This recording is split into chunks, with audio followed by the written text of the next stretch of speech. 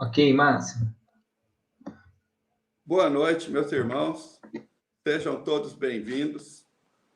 Hoje, inaugurando a série de palestras da AME Piracicaba, onde teremos o tema de desencarne coletivo, palestra que será ministrada pelo João Máximo da Silva, que é palestrante espírita, residente em Avaré, presidente do Centro Espírita Gaefa, em Cerqueira César, e atua já há longos anos nessa estrada do Espiritismo.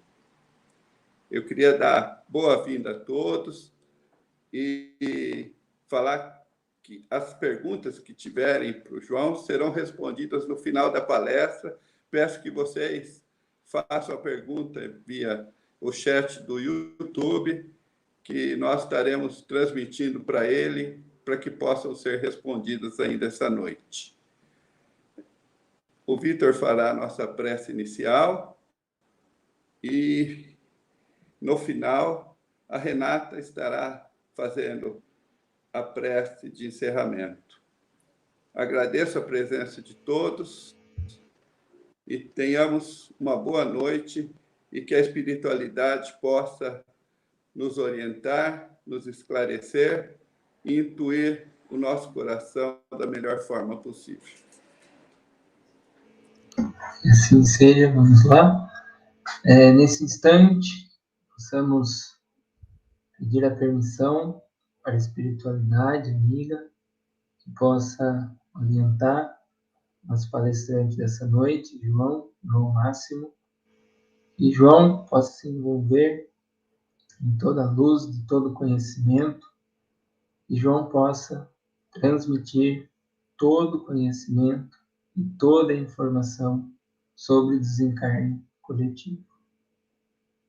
Pai nosso, que estás no céu, santificado seja o vosso nome, venha a nós o vosso reino, seja feita a vossa vontade, assim na terra como no céu. Pão nosso de cada dia nos dai hoje, perdoai as nossas dívidas, assim como nós perdoamos a quem nos tem ofendido. Não os deixeis cair em tentação e livrai-nos de todo mal, que assim seja.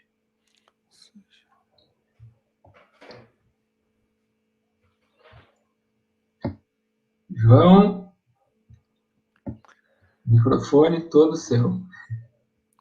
Uma abençoada noite a todos os nossos irmãos, o meu sincero agradecimento, minha gratidão aos nossos irmãos da AME Piracicaba pela oportunidade, pelo convite. Espero merecer a honra.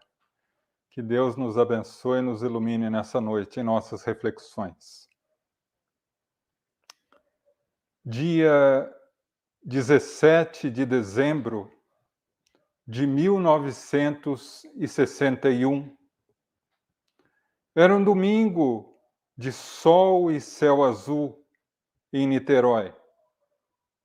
As crianças da cidade estavam eufóricas. Depois de uma longa temporada de espetáculos, o Gran Circo americano encerraria sua temporada na cidade na sua última apresentação às 15 horas. Às 2 horas da tarde, a caravana de pais com crianças se aproximava do grande circo. Às 3 horas, iniciava-se o espetáculo. Animais, palhaços, mágicos, malabaristas, as crianças em festa. Uma grande festa que comovia a cidade. Mas apenas uma semana antes, o dono do circo havia mandado embora um profissional que havia lhe roubado. E ele, envolvido nos piores sentimentos, aguardou o início do espetáculo e às 15h22, envolveu toda a lona do circo em álcool e ateou fogo. O espetáculo, que antes era grandioso pela alegria, se transforma em um espetáculo trágico. As labaredas logo consumiram a lona de plástico e caíram por sobre a plateia, que contava mais de 1.200 pessoas. Na grande maioria, crianças e mulheres. O desespero, os animais, as pessoas, e o resultado desse trágico acontecimento foram 502 pessoas desencarnadas naquela tarde. Aqueles que não morreram pisoteados pelos animais ou pelas pessoas em loucura para fugir do fogo, foram consumidas pelas labaredas. Um espetáculo que faria Niterói chorar os seus mortos por vários anos. Mas este é apenas um episódio de tantos episódios que nós conhecemos na história da humanidade. Logo depois, o incêndio no edifício Andraus, seguido do incêndio no edifício Joelma. Mais tarde, o atentado às Torres Gêmeas do World Trade Center, no 11 de setembro de 2001. Depois, na virada do ano, o grande tsunami que arrebatou milhares de vidas no sudoeste asiático. E as tragédias se sucedem e arrebatam em seu seio dezenas, centenas, milhares de vidas. E nós, religiosos ou não, levamos o coração e o pensamento aos céus e perguntamos: por quê? Por que tanta tragédia? Por que pessoas boas e más são arrebatadas no mesmo turbilhão de morte e desespero? Mais uma vez, a doutrina espírita vem nos iluminar o caminho e a alma, o entendimento, pela lucidez e o bom senso incomparável do professor, doutor Hippolyte Léon Denisard Rivail, o nosso amado Allan Kardec, analisando as condições pelas quais isso ocorre e nos trazendo com clareza, lógica e bom senso a explicação clara para esse tipo de tormento. Convido vocês hoje a caminhar pela codificação para tentarmos juntos encontrar uma chave que nos abra a porta do entendimento para esses funestos acontecimentos. Convido vocês a primeiramente analisar que Deus é o nosso Pai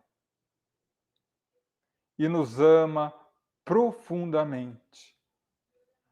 Então, para que possamos entender essa tragédia e principalmente aliá-la ao infinito amor de Deus, é necessário inicialmente que analisemos 2 pontos. O primeiro, a imortalidade da alma, que está conceituada na questão 83 do Livro dos Espíritos, quando Kardec tem a oportunidade de perguntar aos imortais: os espíritos têm fim? E a voz da imortalidade é certa em dizer que não. Os espíritos têm um início, pois são criados por Deus, mas não têm fim. São eternos. E disso podemos tirar a consequência lógica de que nada na vida física pode nos afetar permanentemente. Uma vez que, nas palavras de André Luiz, já vivemos séculos sem conta e temos diante de nós milênios sem fim. Apenas para analisar de forma rápida, como um exemplo, num cálculo muito raso e rápido, o ser humano começou a habitar corpos humanos por volta de 400 a 500 mil anos antes de Jesus. O Homo erectus, que deu origem ao homem de Neandertal, e posteriormente o Homo sapiens e o Homo sapiens sapiens, que é a nossa condição atual. Se nós tivermos uma média de vida de 400 mil anos para cá, de 40 a 50 anos por existência, chegamos a um cálculo muito superficial de aproximadamente 10 mil encarnações. E o que isso significa? Significa que já vivemos encarnados na Terra, no mínimo, 10 mil vezes. E a consequência natural disso é que vivemos e desencarnamos, morremos, no mínimo, 10 mil vezes. E continuamos vivos. O máximo que pode ocorrer conosco, diz a doutrina, na Terra, é nós desencarnarmos, o corpo tombar, e no instante seguinte o espírito sair livre. E esse é o primeiro conceito da imortalidade da alma. Esses que são arrebatados nessas tragédias são também espíritos imortais. O segundo ponto, essencial, em relação à nossa relação com Deus.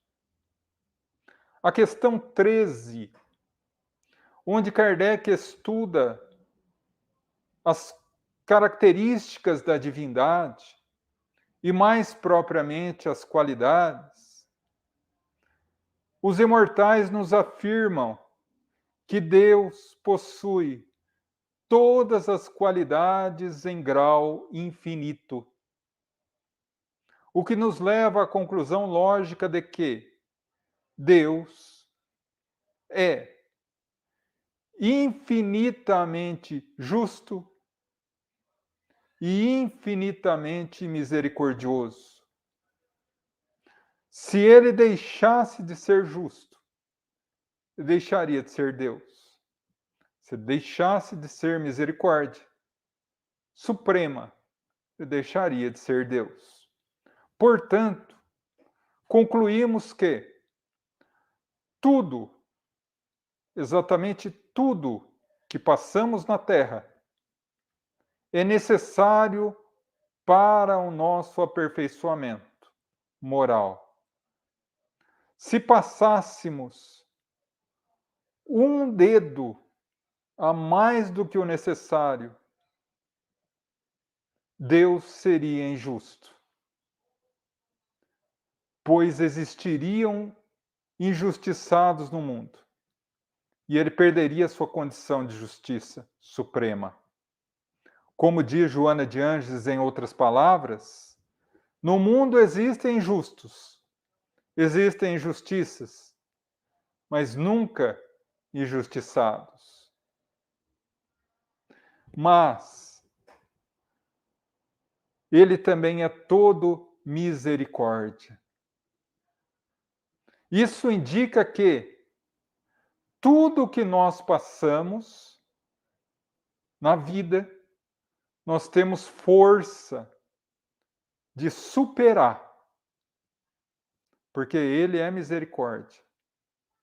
Se ele nos colocasse algo superior às nossas forças, ou que não tivéssemos condições de superar, ele seria cruel e, portanto, deixaria de ser Deus.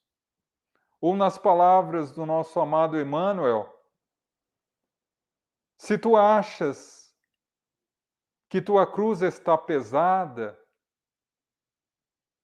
é porque você não conhece a força que tem. Então, baseado nisso, na justiça divina, que cada um recebe exatamente como a tua necessidade, e a misericórdia, que nós só passamos por aquilo que é necessário passar, compreendemos o item 4 e 6 do capítulo 5 do Evangelho segundo o Espiritismo, quando nos fala a respeito das causas atuais e anteriores das aflições. E que tudo que passamos na vida é consequência das nossas próprias atitudes equivocadas. Analisando tudo isso, partirmos para a questão 527, onde Kardec propõe um enigma interessante. Um homem está no campo, começa a chover, ele se abriga embaixo de uma árvore. Um raio cai sobre a árvore, destroçando o vegetal e matando o indivíduo. A pergunta: o raio caiu porque o homem estava embaixo da árvore? Ou o homem se escondeu embaixo da árvore porque o raio iria cair? E os imortais, mais uma vez, nos afirmam que o raio ia cair, porque estava na programação da natureza. Ele, que deveria sair da vida de uma forma trágica, de uma forma traumática, foi intuído pelos seus próprios guias a se esconder embaixo da árvore. E assim, ao desencarnar, deixa o corpo físico e se libera de um débito espiritual.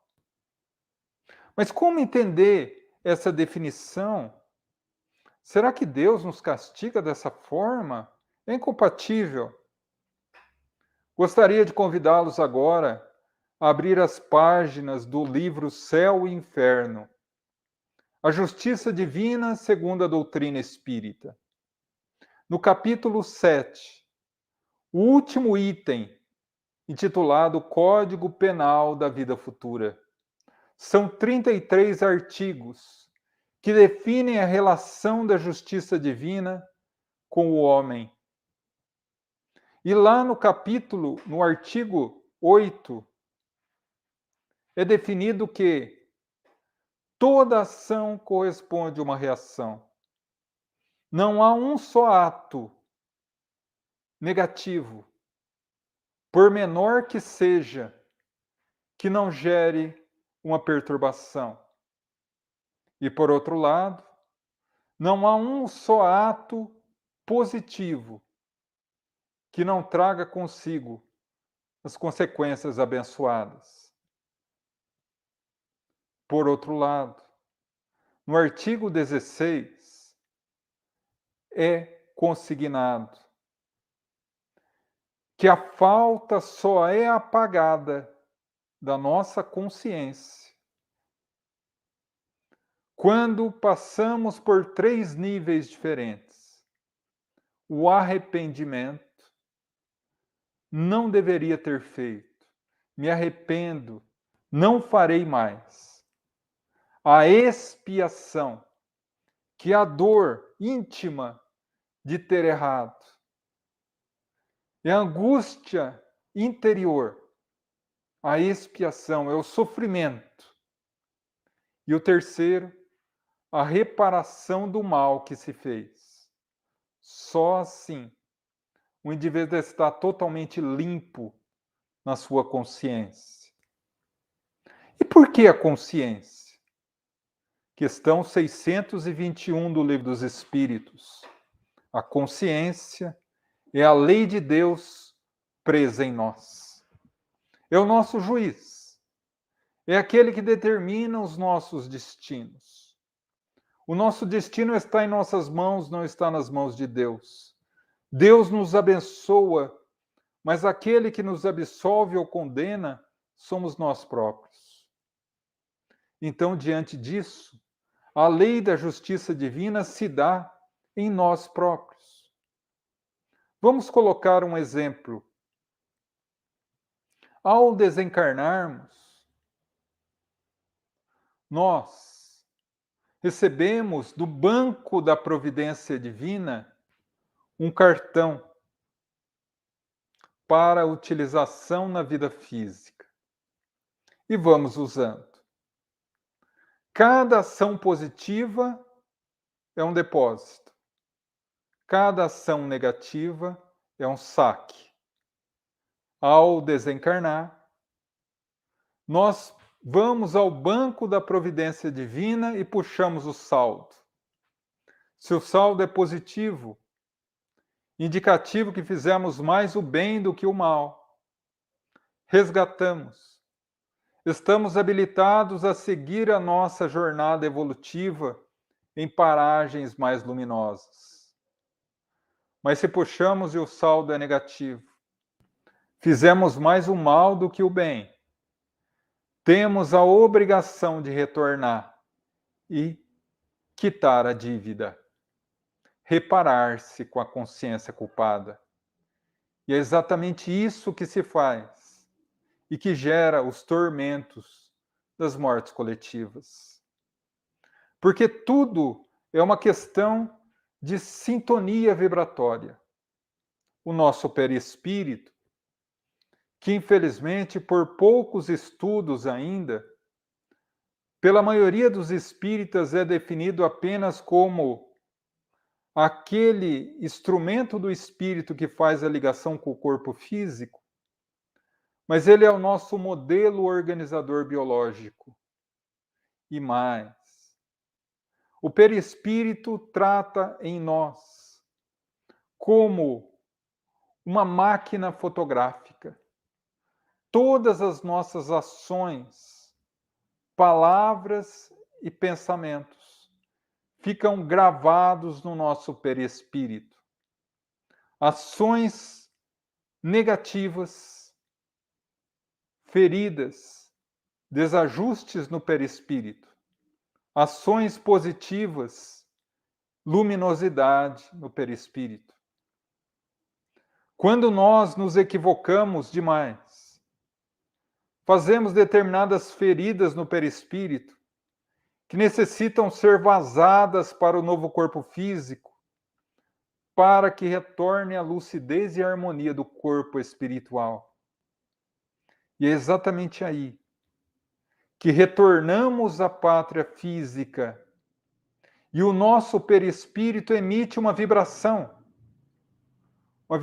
de culpa, uma vibração consoante ao erro cometido, que atrai para nós pessoas e situações que nos impelem a resgatar o débito.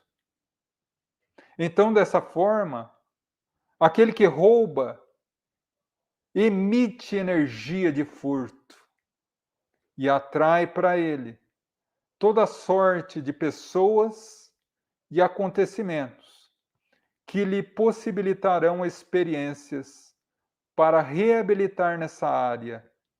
Como diz Kardec, a natureza da falta é a mesma da natureza da reparação.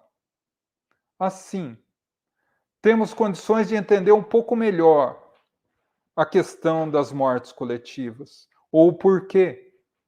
Se toda causa corresponde, todo efeito corresponde a uma causa, nós todos estamos nos deparando com um Deus justo e misericordioso.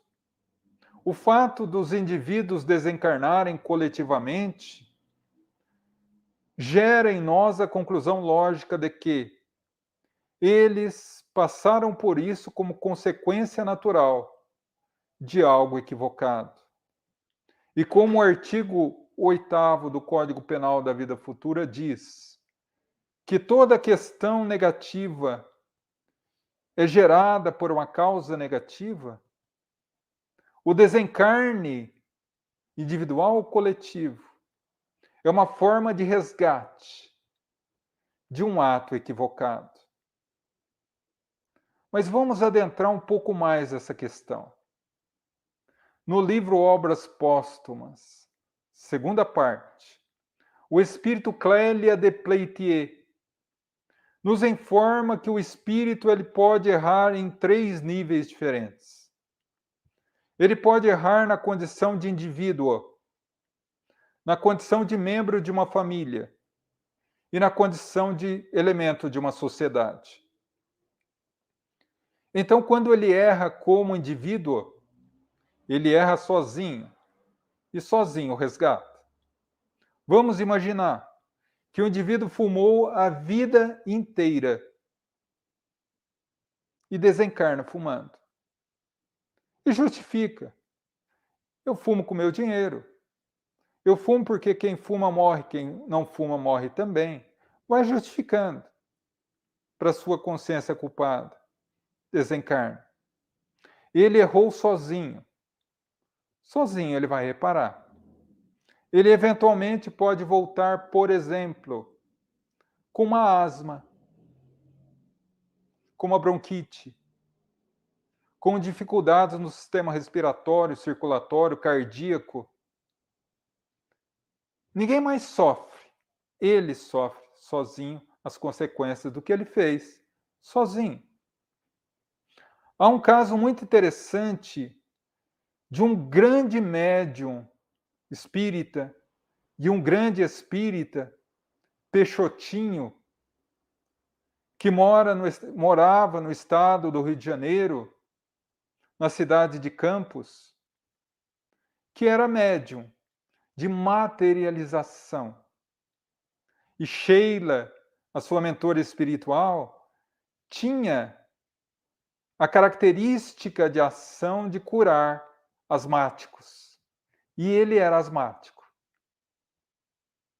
E um dia Divaldo Franco foi visitá-lo, e ele contando que ele recebia cartas de muitas pessoas do Brasil inteiro falando: Peixotinho, você me curou, eu vou visitá-lo para agradecer. E ele mandava uma carta de volta: não venha senão a asma volta. E a pessoa voltava na sua intenção de visitá-lo. E o Divaldo achou um absurdo aquilo: Peixotinho, você tem que atender o povo. Não pode. Mas por quê? Porque eu sou asmático. Imagina, foi tão bom que não conseguiu se curar. Mas a minha asma, Divaldo, tem uma história muito bonita. Eu sempre fui asmático, sempre tomei remédios para asma. E um dia eu comecei com uma sensação de queimação no estômago e fui ao médico. E o médico me disse: Peixotinho, você está com uma úlcera gástrica. O problema é que, à época, os remédios que tratam da úlcera atacam a asma. E o remédio que trata a asma ataca a úlcera. Então você vai ter que escolher: ou morre asfixiado ou torrado. E ele ali naquele dilema, quando surge a sua mentora, Sheila. Peixotinho, você sabe que a tua asma tem uma origem muito bonita. Ele era corsário de Elizabeth I no século XIX, pirata. E ele tinha uma característica muito interessante. quando ele aprisionava pessoas, ele amarrava ou costurava, melhor dizendo, as pessoas numa pele de animal molhada, envolvia a pessoa e colocava no sol para secar. À medida que a pele secava, ela ia esticando e matava a pessoa, asfixiada. Ele trouxe esse peso na consciência e retorna asmático. Mas disse ela, 2 provas é demais. Eu vou rogar a Jesus e a asma vai melhorar. Imediatamente sumiu a asma. Ele voltou ao normal. Cuidou da úlcera normalmente, durante 3 meses. No dia que o médico disse, você está totalmente livre da úlcera, ele olha para o médico e diz, graças a Deus, voltou a asma. Como é natural. Tem uma dívida, tem necessidade de reparar. Errou individualmente, resgata individualmente.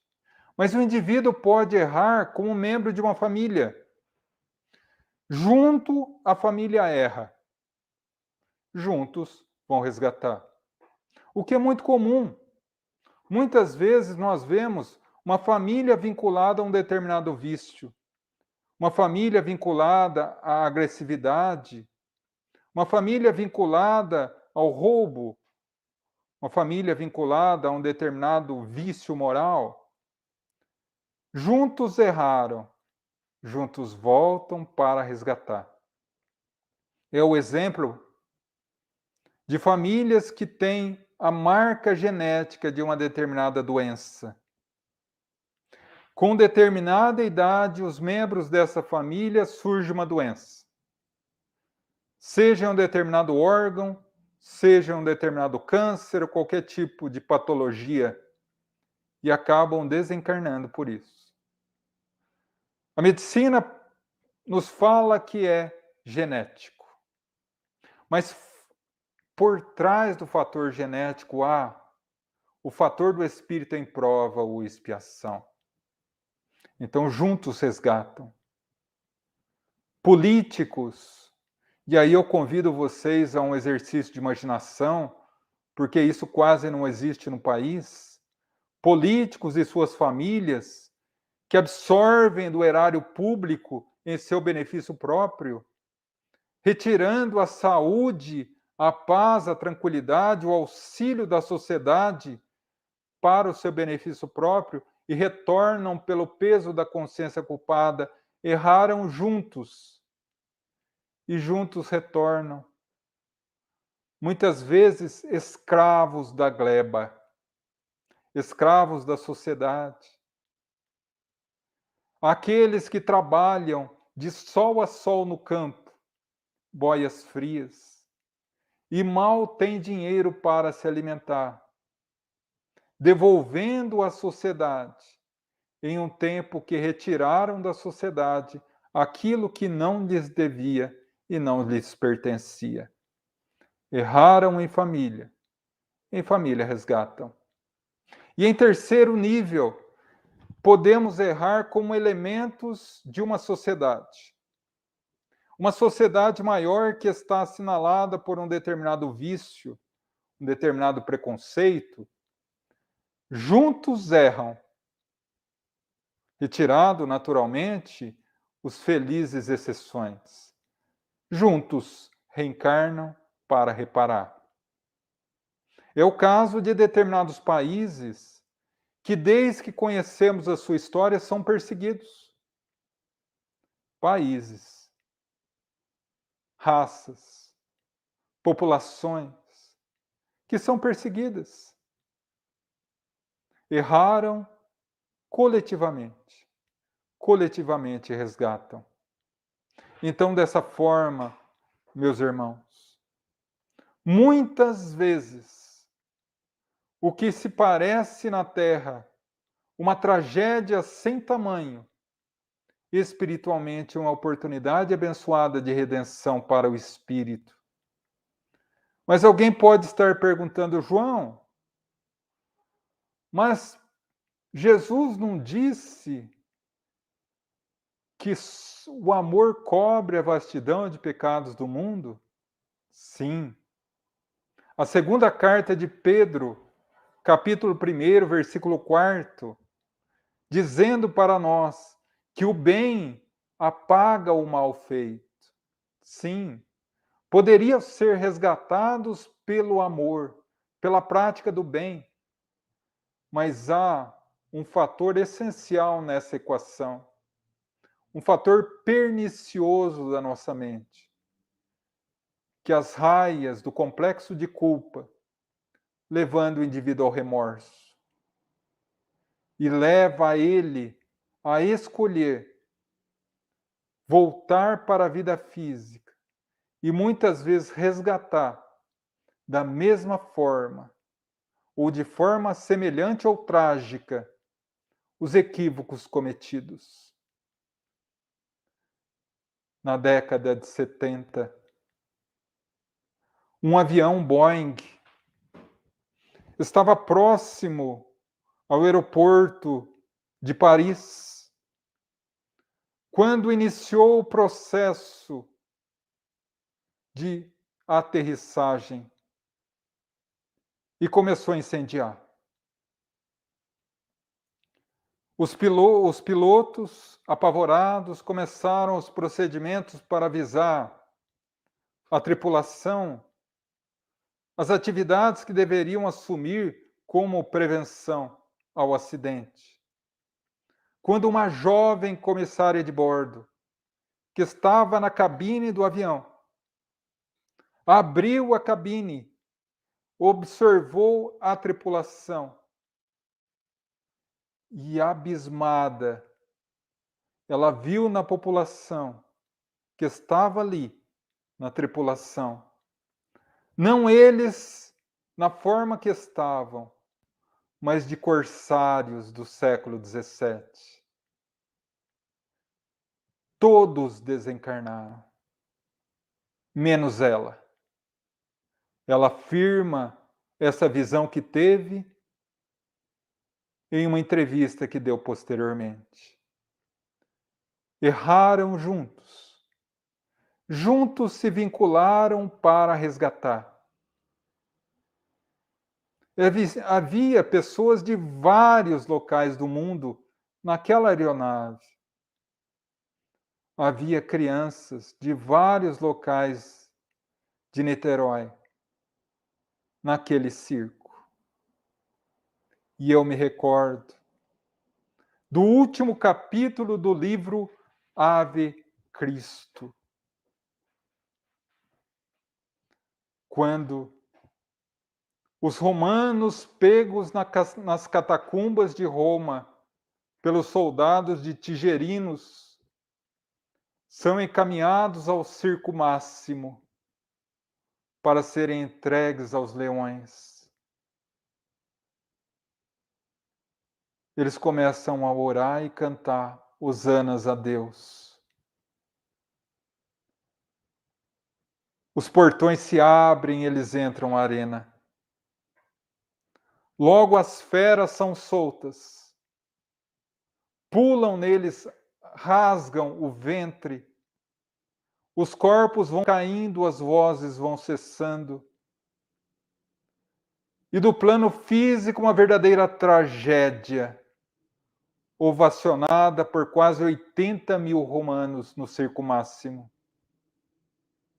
Mas no mundo espiritual, centenas e centenas de espíritos ali estavam, resgatando os desencarnados que ali, na boca das feras, reequilibravam finalmente a consciência culpada e se libertavam. Finalmente tinham o passaporte para ascender na escada luminosa da espiritualidade superior.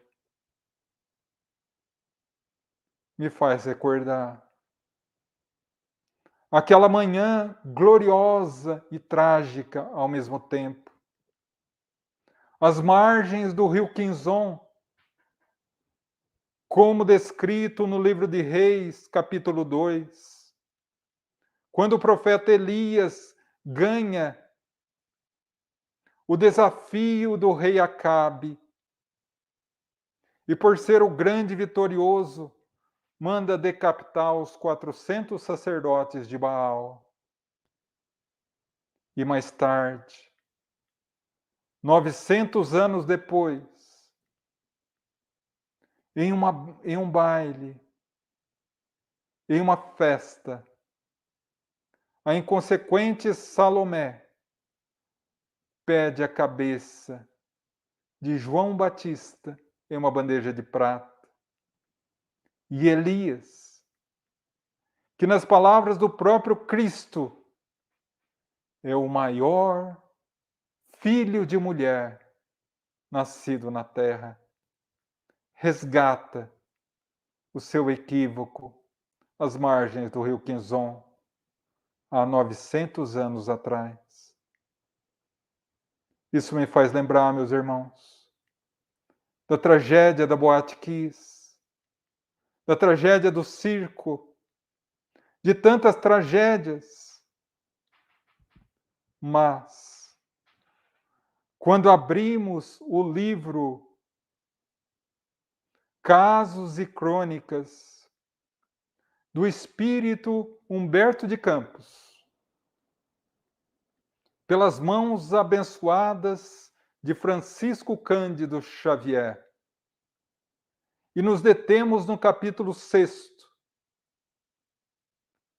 o inovidável poeta da espiritualidade nos narra que estávamos no reinado de Marco Aurélio. A cidade de Roma, no ano 177, floria os perfumes da primavera. Nas Gálias, se resolvia em uma reunião as festividades que fariam em homenagem ao grande Lúcio Galo, grande general de várias missões vitoriosas por Roma, que finalmente retornaria à capital do império e se aposentaria. Alguns propuseram luta de gladiadores, no que a comissão disse não. Ele está muito habituado a viagens, com toda certeza já viu esse espetáculo. Queremos algo mais tocante. Dançarinas, também não. Até que alguém gritou: cristãos às feras! E todos aplaudiram. Não obstante, Marco Aurélio não perseguir os cristãos, ele não proibia a perseguição. E naquela manhã ficou determinado que aqueles presentes iriam até a Via Ápia, o bairro dos cristãos em Roma, aprisionariam o maior número possível para entregá-los às feras. E naquela tarde trágica em Roma, os romanos envolveram o solo com aloés, uma substância inflamável. Colocaram a grande maioria dos aprisionados, cristãos, na sua grande maioria mulheres, idosos e crianças, com cavalos e animais já velhos, e atearam fogo. Os cristãos que não morreram pisoteados pela loucura dos animais, morreram incendiados. A consciência, a lei de Deus presa em nós. todos aqueles romanos saíram daquela noite marcados pela consciência de culpa. 1784 anos depois, numa tarde luminosa em Niterói, Gran Circo americano, aqueles que não morreram pisoteados pelos animais, morreram incendiados. O mundo, uma tragédia sem igual. A visão espiritual, um verdadeiro banquete de luz, em que 502 espíritos finalmente se libertaram de uma mácula, de um peso na alma, que lhes doía o coração há 1784 anos. E finalmente ascenderam à espiritualidade superior, alcançando a plenitude. Meus irmãos, Deus é misericórdia e também é justiça.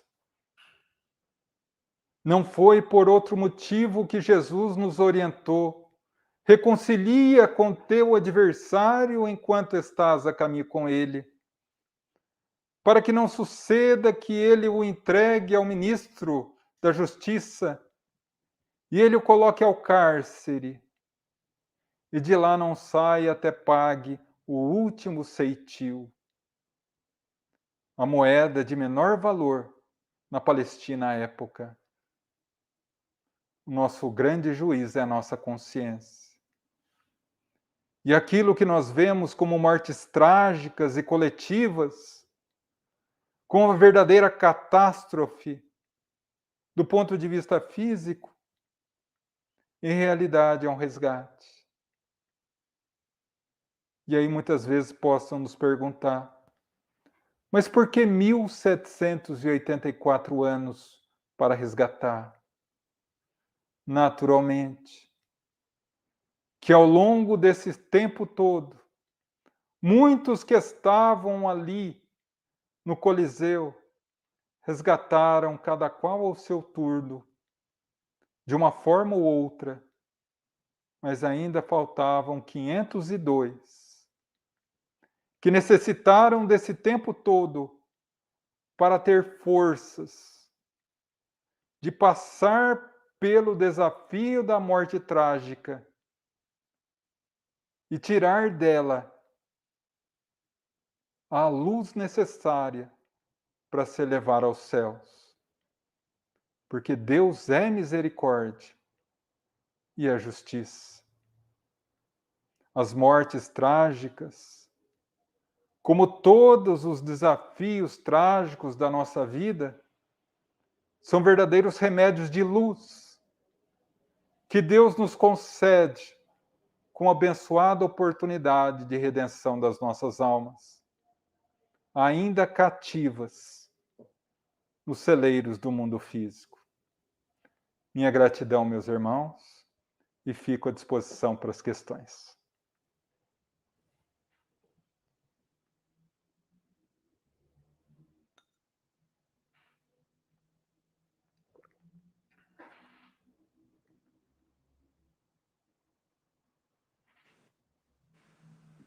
Boa noite.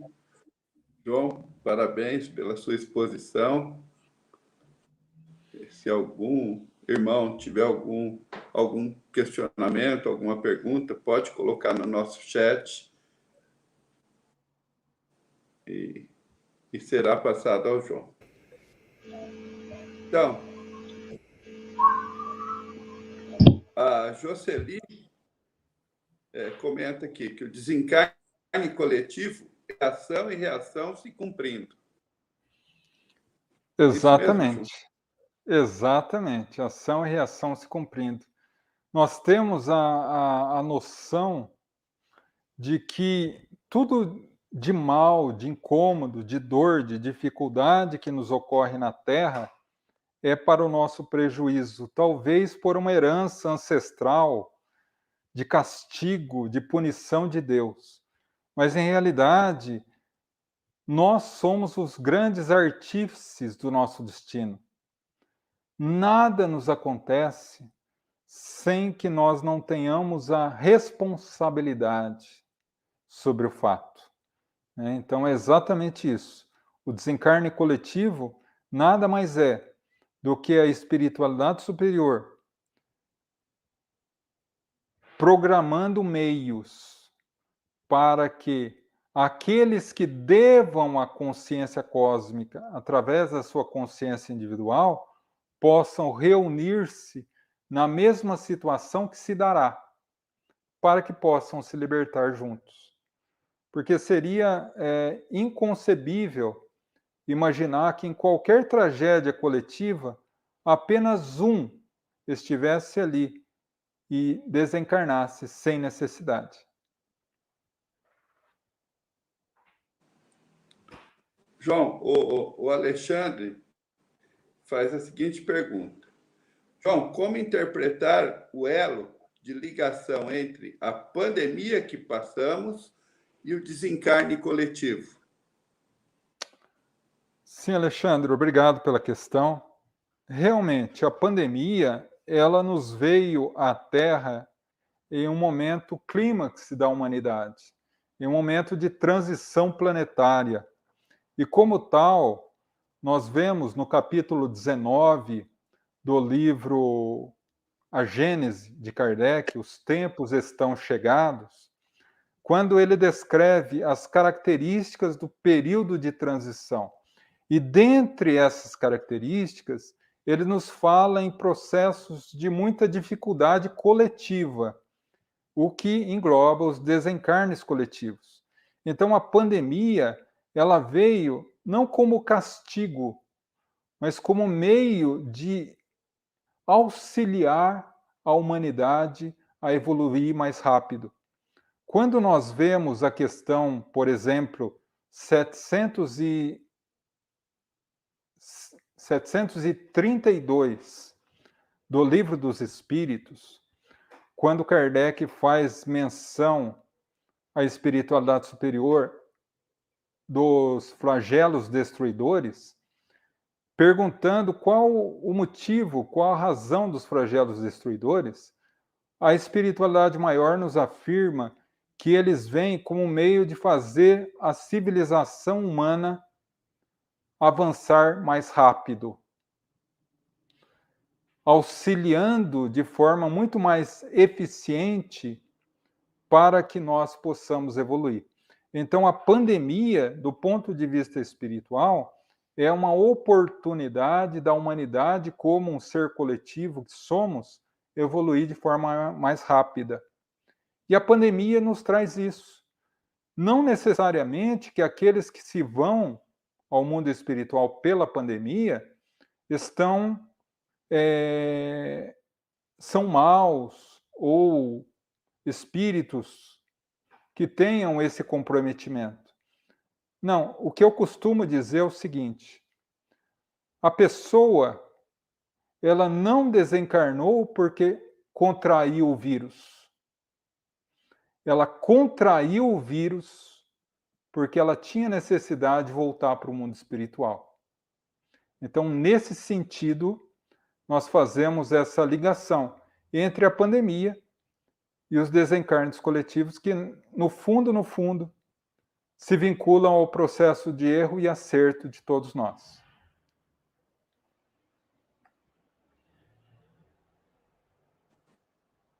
João, o Rodrigo Nogueira de Souza pergunta: a reação, precisa ser necessariamente no corpo físico? Como funciona essa matemática? Uma vez que sabemos que as leis divinas são diferentes da lei de Talião. Sim, Rodrigo. Na verdade, o Código Penal da Vida Futura, que eu citei, que está no capítulo 7 do livro Céu e Inferno, são 33 artigos que fazem essa relação da justiça divina. E ali no artigo 16, ele diz o seguinte, que para apagar a falta, não basta o arrependimento, a necessidade da expiação e da reparação. Mas, como eu coloquei, o corpo perispiritual, o perispírito, é como uma máquina fotográfica que capta todas as nossas ações e vão marcando o nosso perispírito. Então, cada marca negativa no perispírito, ela deve ser vazada para o corpo físico, uma vez que ele necessita vazar isso ao corpo físico, seja por um desajuste orgânico, no próprio processo de gestação ou formação do feto, uma vez que um dos nomes do perispírito é modelo organizador biológico, que é o responsável pela formatação do novo corpo, ou por situações na vida do indivíduo em que vão lhe habilitar a oportunidade de alimpar essa marca. Então, necessariamente, o processo de expiação se faz no corpo físico. Realmente, as leis divinas são diferentes da lei de Talião, olho por olho, dente por dente. Por quê?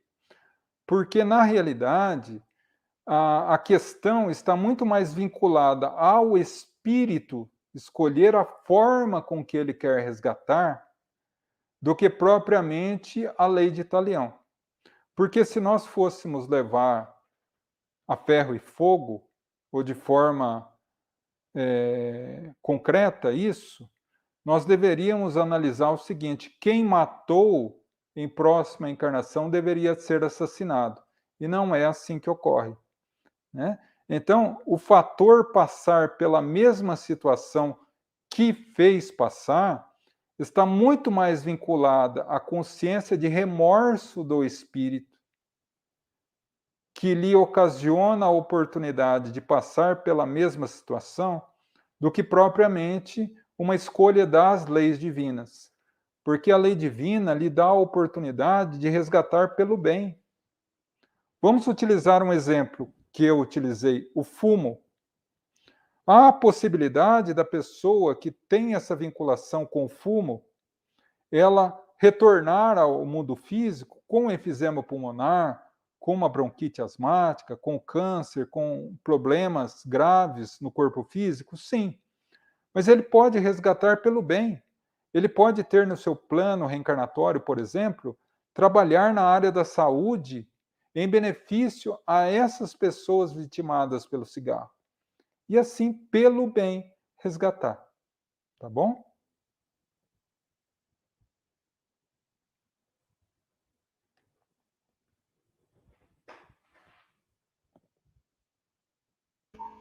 João, eu teria uma pergunta. Pois não. Quando, no caso, a título de exemplo, o avião da Chapecoense, né, que Sim. a maioria desencarnou e sobraram alguns, acho que foram 2, se eu não me engano. Sim. Se eu não me engano. Como acontece nesse caso, que foi uma boa parte desencarnou e os restantes ficaram, 2 ficaram? Na verdade, quando há um determinado acidente, o acidente irá ocorrer, seja por uma falha mecânica, seja por uma falha humana, seja por qualquer situação, a espiritualidade já tem uma previsão de que isso irá ocorrer. E são reunidos ali espíritos que têm alguma vinculação com essa saída do corpo físico de forma trágica. E aí desencarnam nessa situação para que possam se reabilitar diante da sua própria consciência através das leis divinas. Mas ocorre também que cada um resgata ao medida da sua responsabilidade, como nós retornamos ao Código Penal da Vida Futura, no seu artigo 21, que ele fala que cada um resgata à medida da sua responsabilidade com o erro cometido. Então, há aqueles que embarcaram passaram pelo sofrimento, pelo trauma da queda do avião, do problema todo de ver os companheiros desencarnados, mas viveram e sobreviveram ao acidente, a medida de cada qual resgatou a medida da sua própria responsabilidade, o que não estava previsto o desencarne deles, né? Assim resgataram essa situação e continuam a sua vida. Maravilha. Vou colocar aqui os agradecimentos. Sim. Sueli agradecendo. Obrigado, Sueli. Gratidão. Vamos mais. Rodrigo agradeceu também. Obrigado, Rodrigo.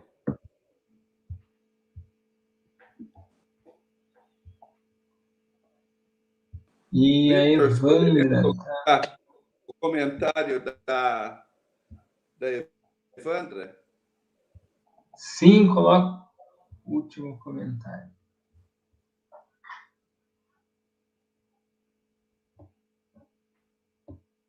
Exatamente.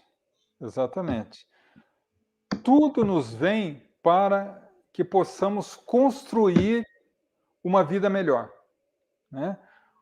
Tudo de destrutivo que ocorre na nossa vida, segundo a terceira parte do Livro dos Espíritos, que são as leis morais, a lei de destruição nos afirma que toda destruição é um movimento de reconstrução do espírito.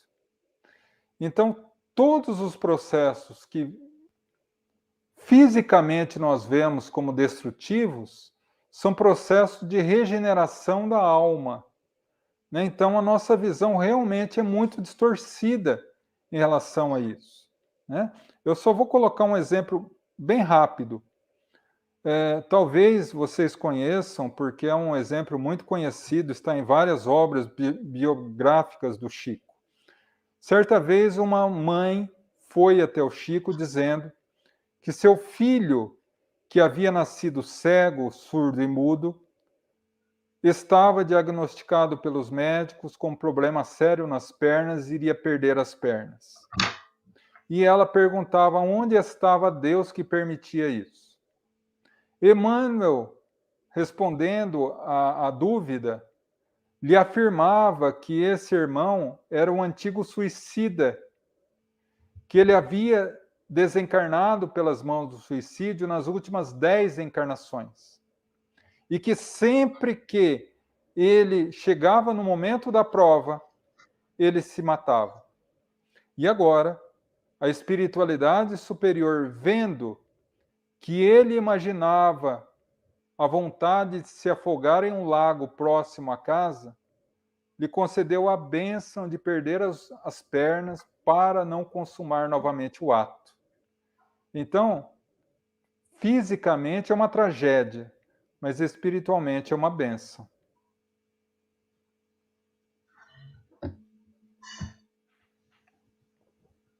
Mais um. João, nós temos aqui mais um elogio da irmã Marilene. Excelente apresentação, João, sua didática é perfeita, parabéns, gratidão pela valiosa aprendizagem. E mais um questionamento do Alexandre. Sim. João, há uma grande preocupação de todos sobre as mortes trágicas.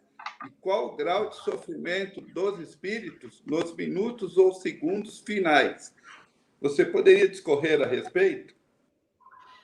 Sim, Alexandre. Na realidade, as pessoas têm uma dificuldade muito grande de interpretar a morte, né? Talvez seja o grande medo do ser humano é desencarnar. E grande parte desse medo advém da dificuldade de compreensão desses instantes finais, né? Kardec tem a oportunidade de perguntar à espiritualidade superior se a morte gera algum grau de sofrimento para o espírito. Ou, em resumo, se a morte dói. E os espíritos imortais nos falam que a morte gera um adormecimento. É o contrário do nascimento. No nascimento, nós adormecemos no mundo espiritual e despertamos no mundo físico. No desencarne, nós apagamos, adormecemos, desmaiamos no mundo físico e acordamos no mundo espiritual. Portanto, não há um sofrimento, se nós pudéssemos dizer assim, físico, gerado pelo instante final da morte física. Porque, na maioria esmagadora dos casos, o indivíduo, momentos antes, apaga, é desmaiado, retirado da sua consciência plena para não sentir o impacto final. E desperta minutos, horas, dias, semanas ou até meses depois do desencarne, conforme o seu grau de evolução espiritual e possibilidade de adaptação ao mundo espiritual. Então, nesse ponto da preocupação em relação ao grau de sofrimento, os espíritos são uníssonos em dizer que o grande sofrimento gerado pela morte está no grau de compreensão e evolução espiritual daqueles espíritos que, ao chegarem no mundo espiritual, se veem reféns das suas próprias condições morais.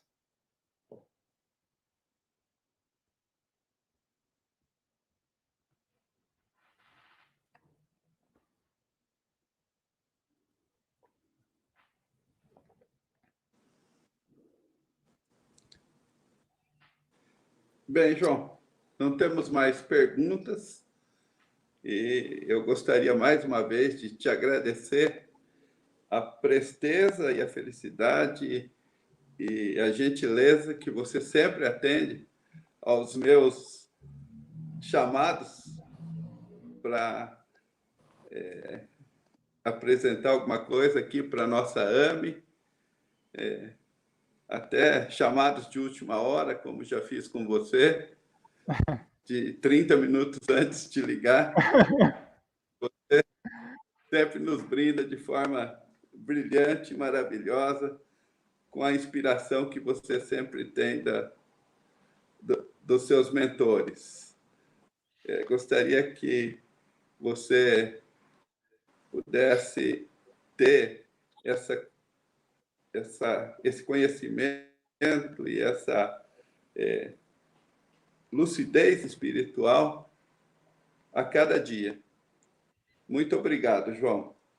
E eu queria aproveitar, pedir para todos que estão nos assistindo, se pudessem dar um joinha curtindo a nossa apresentação, que isso para o nosso canal do YouTube é importante, para que compartilhar esse vídeo que vai ficar gravado na nossa página do AME, para que a gente possa, de maneira mais eficaz, estar fazendo a divulgação do Espiritismo, segundo Kardec nos codificou.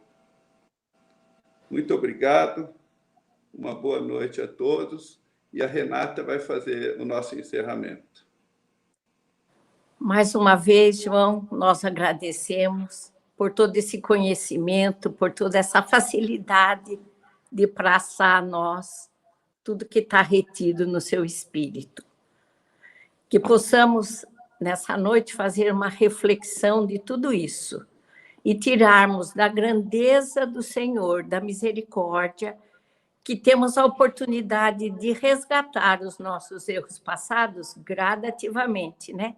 À medida que nós vamos crescendo espiritualmente, evoluindo, nada é por acaso e nada é de uma hora para outra. Então, que possamos estar cientes da nossa responsabilidade, né? Da evolução, do estudo, do trabalho, e principalmente, se estamos todos unidos nesse momento, é porque temos algo em comum. E que possamos, nesse momento, utilizar esse algo comum como uma gratidão a Deus, uma gratidão aos mentores, que nos auxiliam a tirar o véu dos nossos olhos gradativamente. Que cada um guarde na sua consciência a responsabilidade do crescimento espiritual, do trabalho, da caridade, do amor ao próximo. Que tudo que foi conversado nessa noite sirva para aprendizado também aos desencarnados que, porventura, estão junto a nós. Que tenham a oportunidade de crescermos todos juntos e, com muita gratidão, elevamos o pensamento a Deus, dizendo: Pai nosso que estais nos céus, santificado seja o vosso nome. Venha a nós o vosso reino, seja feita a vossa vontade, assim na terra como nos céus. O pão nosso de cada dia nos dai hoje. Perdoai as nossas dívidas, assim como nós perdoamos aos nossos devedores. Não nos deixeis cairmos em tentação, mas livrai-nos do mal. Que assim seja. Graças a Deus. Boa noite a todos e mais uma vez, gratidão. Eu gostaria também de agradecer a todos os presentes que aqui estão, agradecer à AME, a pessoa de todos vocês, a nossa imensa gratidão pela oportunidade que nos deram, pelo carinho que sempre têm comigo e a oportunidade que sempre abrem, a confiança nesse desprestigioso trabalho que a gente tenta levar adiante, que é a divulgação da nossa amada doutrina. Minha gratidão.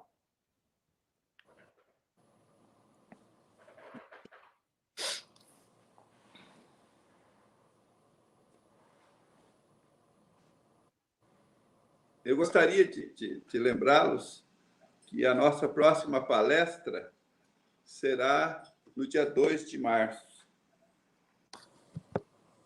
uma primeira quarta-feira do mês que vem, e todos estão convidados e alguns convocados para estarem aqui conosco, nos prestigiando e ajudando a nossa AME a crescer. Obrigado.